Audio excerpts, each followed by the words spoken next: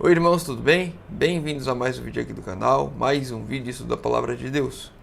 Hoje, continuando nosso estudo bíblico, nós vamos ler o Desejar de Todas as Nações, capítulo 48.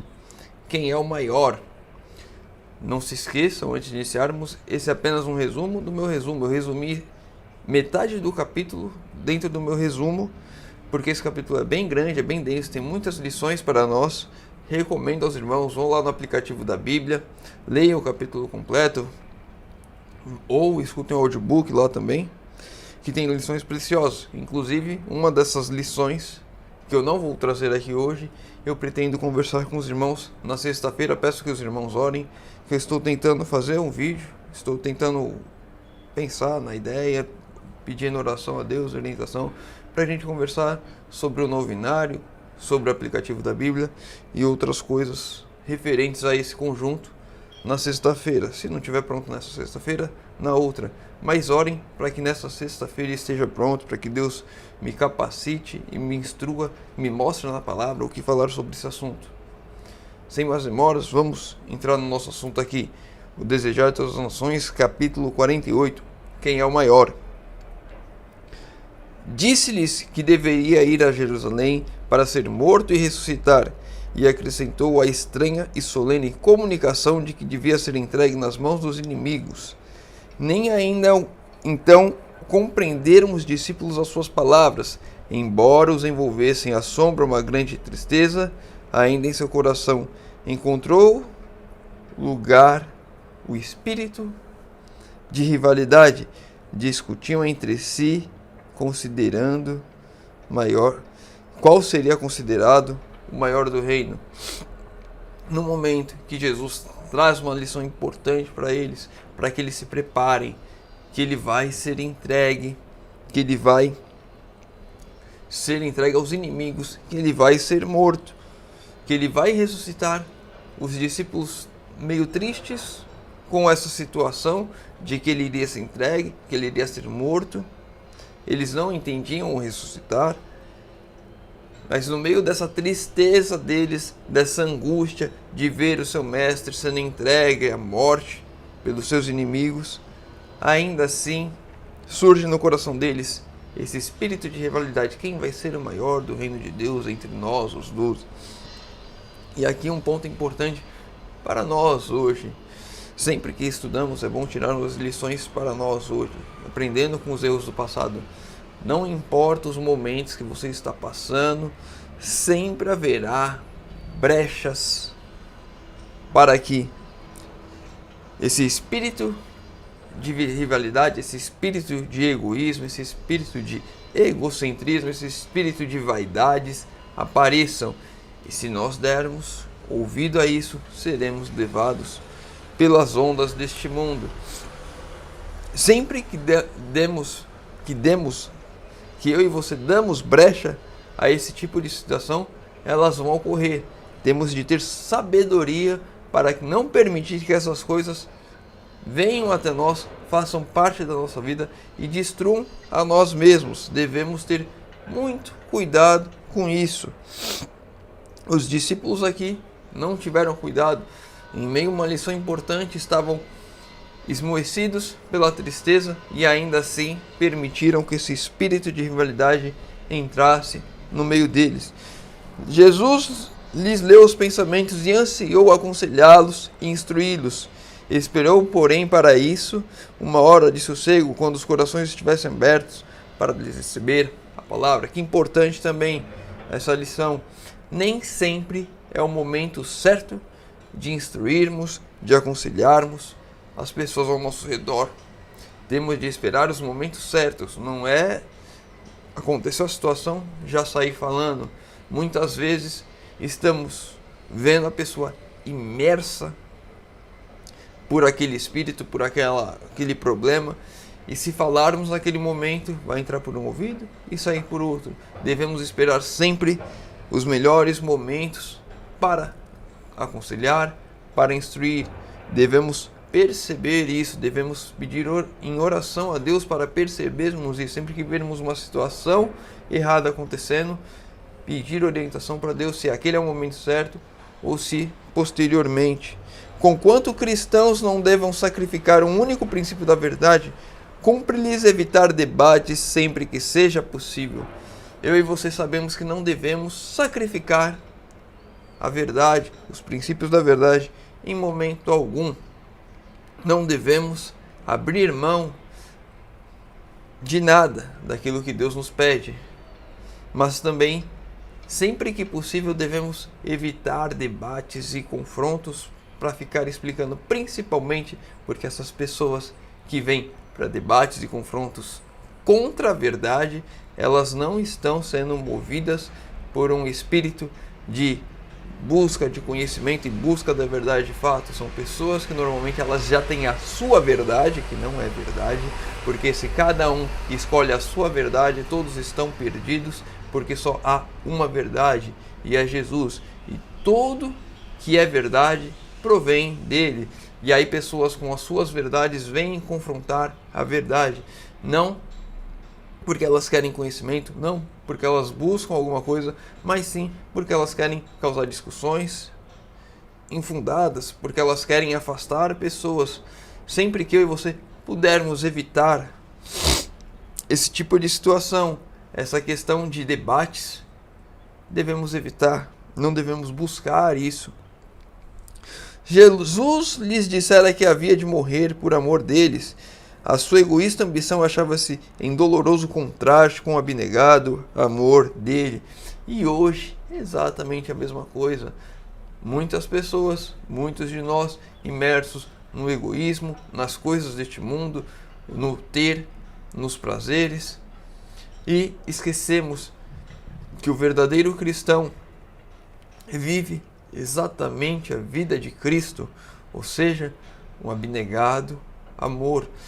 Eu e você devemos nos abnegar, abrir mão das coisas deste mundo, devemos de fato não estarmos presos aqui.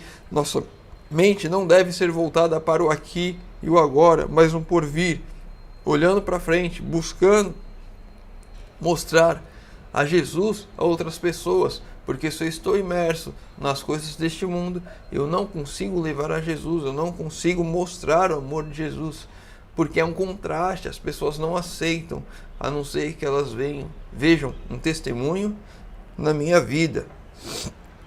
Quando Jesus lhes disse que havia de ser condenado à morte e ressurgir dos mortos, buscava atraí-los a uma conversação a respeito da grande prova de fé por que havia de passar. Houvesse os discípulos estavam prontos a receber o que ele desejava comunicar e ter-se poupado a atroz angústia e desespero. Suas palavras lhe teriam levado consolo na hora de se verem privados deles, cheios de decepção. E que importante para nós também. Jesus estava procurando o quê? Prepará-los, atrair a atenção deles para o que ele estava ensinando. Nós só seremos pegos de surpresa quando as coisas se desenrolarem, se não estivermos nos preparando agora. Ainda assim, será um susto quando acontecer, mas não seremos pegos de surpresa, não estaremos de fato desprevenidos para tudo aquilo que há de acontecer, porque sabemos, quanto mais nós deixamos para a última hora, quanto mais nos demoramos com as coisas deste mundo, quanto mais nós estivermos imersos com outras coisas que não a palavra, com o aprender e o buscar ao Senhor, quando os acontecimentos que sabemos que irão acontecer vierem, estaremos despreparados, estaremos agora imersos, cheios de angústia e decepções, assim como os discípulos quando Jesus morreu, que se desviaram, se afastaram, correram, ficaram com medos, tristes. Eu e você, se não estivermos buscando, preparando, quando acontecerem os fatos que sabemos que irão se acontecer muito em breve, iremos ficar tristes, decepcionados, e muitas vezes essa falta de preparo vai nos levar para o caminho da perdição. Eu e você, como o exemplo das virgens prudentes, devemos buscar ser prudentes hoje. Se alguém quiser ser o primeiro, será o derradeiro de todos, e o servo de todos. Havia nessas palavras uma solenidade e impressividade que os discípulos estavam longe de compreender. O que Cristo discernia não podiam ver. Não compreendiam a natureza de seu reino, e essa ignorância era a causa aparente de sua contenda. A causa real, porém, jazia mais fundo. Então aqui, os discípulos começaram com essa briga de quem seria o maior, justamente por não compreender como é o reino de Deus. Eles não compreendiam como era o céu, eles viam o céu como um reflexo deste mundo, um querendo ser maior que o outro, um querendo ser mais importante do que o outro. E aí eles levavam esse mundo para a eternidade. E Jesus, com essas palavras, queria mostrar que não era nada disso. Mas aqui um ponto importante no final. A causa real, porém, jazia mais fundo. A luta pelo lugar mais alto, pelo mais alto lugar, era uma operação do mesmo espírito que deu origem à grande controvérsia dos mundos de cima e trouxera a Cristo do céu para morrer. Ou seja, esse mais fundo, a causa real, era justamente o espírito de Satanás brotando entre os discípulos. Quem seria o maior? Quem é o mais importante? O espírito da vaidade, o espírito do egocentrismo, o espírito do eu querendo ser maior do que tudo, querendo ser mais importante, querendo atrair os holofotes a mim. Esse espírito foi o espírito que brotou no coração de Lúcifer, era o espírito que estava no coração dos discípulos, é o espírito que move esse mundo. Lúcifer dissera: serei semelhante ao Altíssimo, e o desejo de exaltação própria levar a conflito as cortes celestiais, e bandeira uma multidão das hostes de Deus. Houvesse na verdade Lúcifer desejado ser semelhante ao Altíssimo, e nunca teria perdido o lugar que lhe fora designado no céu, pois o Espírito do Altíssimo manifesta um abnegado mistério. O Espírito de Deus, ele apresenta um abnegado mistério. É algo que não conseguimos compreender. Lúcifer, se quisesse ser como Deus, ele não buscaria a exaltação própria, e sim, ele estaria disposto a abrir mão de tudo. Assim como Jesus, que abriu mão de tudo no céu para dar a vida por nós. O contraste completo. O mesmo espírito de Satanás no coração dos discípulos, no coração deste mundo hoje, um espírito totalmente diferente daquele que é o do nosso Senhor. Lúcifer desejava o poder de Deus, mas não o seu caráter. Buscava para si mesmo o mais alto lugar, e toda criatura que é movida por esse espírito fará o mesmo. Assim serão inevitáveis a separação, a discórdia e a contenda. O domínio torna-se o prêmio do mais forte. Novamente aqui a gente vendo o quão as pessoas, tanto desse mundo, quanto Lúcifer lá no início, quanto os discípulos naquele momento, buscando o poder e as honras para si, sendo o eu o centro do universo delas, totalmente em contraste com Cristo.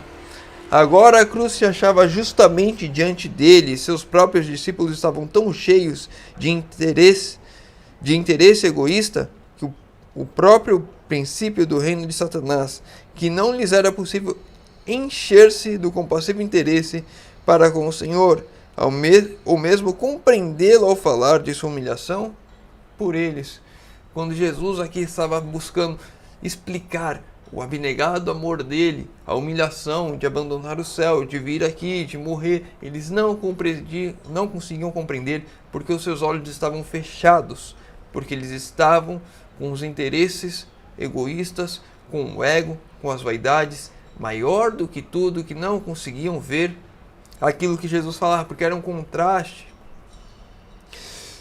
E assim, muitos de nós, hoje, no nosso tempo, dentro da igreja, fora da igreja, estão imersos dentro do próprio eu, buscando a exaltação própria, não conseguem enxergar o espírito abnegado do Senhor, e não conseguem compreender o quão importante é abrirmos mãos disso desse ego, dessas vaidades, para podermos estar em harmonia com o céu. E agora, para nós, a lição de que se queremos de fato sermos como Cristo, se queremos de fato que o Espírito Santo faça o trabalho que precisamos em nossa vida, devemos primeiramente abrir mão do eu, abrir mão das nossas vaidades, abrir mão dos nossos prazeres, abrir mão deste mundo. Isso é uma coisa que eu e você devemos fazer para que o Espírito Santo faça em nós aquilo que não nos é possível fazer. Muito ternamente, mas com solene acento, Jesus procurou corrigir o mal, mostrou qual o princípio que domina no reino do céu e em que consiste a verdadeira grandeza, segundo a estimativa das normas do alto. Os que eram atuados por orgulho e amor de distinções estavam pensando em si mesmos e nas recompensas que poderiam obter, em vez de cuidar em como devolver a Deus os benefícios recebidos.